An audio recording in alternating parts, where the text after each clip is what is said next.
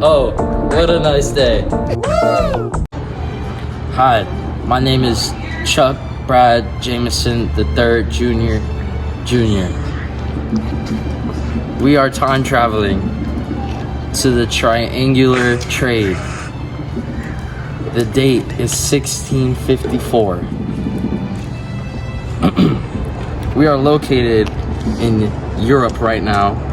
We're about to go on the boat to Africa to go get slaves. We are in the colonial era. Alright, and with me sailing will be Sir John Hawkins.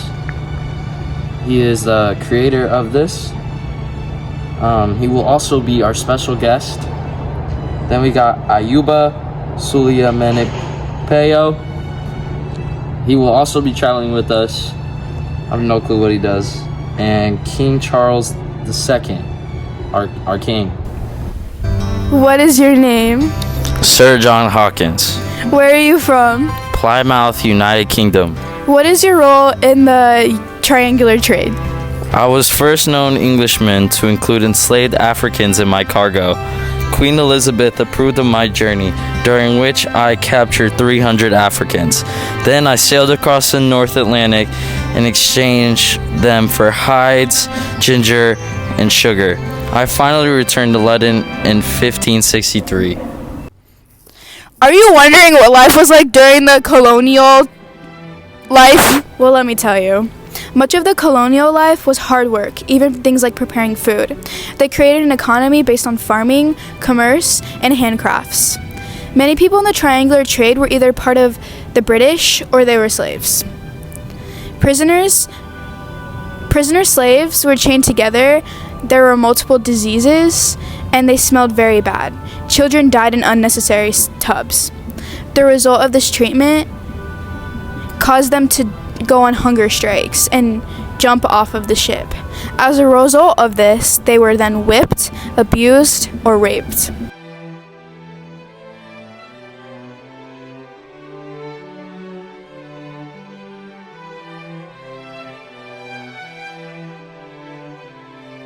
In the New World, the Atlantic slave trade resulted in a vast and yet unknown loss of life for African captives, both in and outside the Americas. This caused slavery to become a long-lived problem in America, carrying on until December 6, 1865, when the 13th Amendment abolished slavery, but it didn't change the way people think.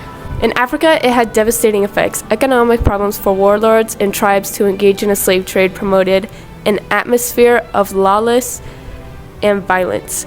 Depopulation and a continuing fear of being captured made economic and agricultural development almost impossible throughout much of Western Africa.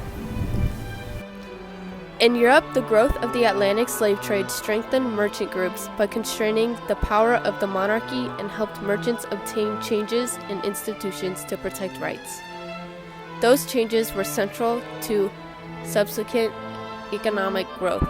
The trade contributed to the activity of many provision and redistribution markets, and enabled the creation of large fortunes that were invested in highly diverse activities and forms of consumption.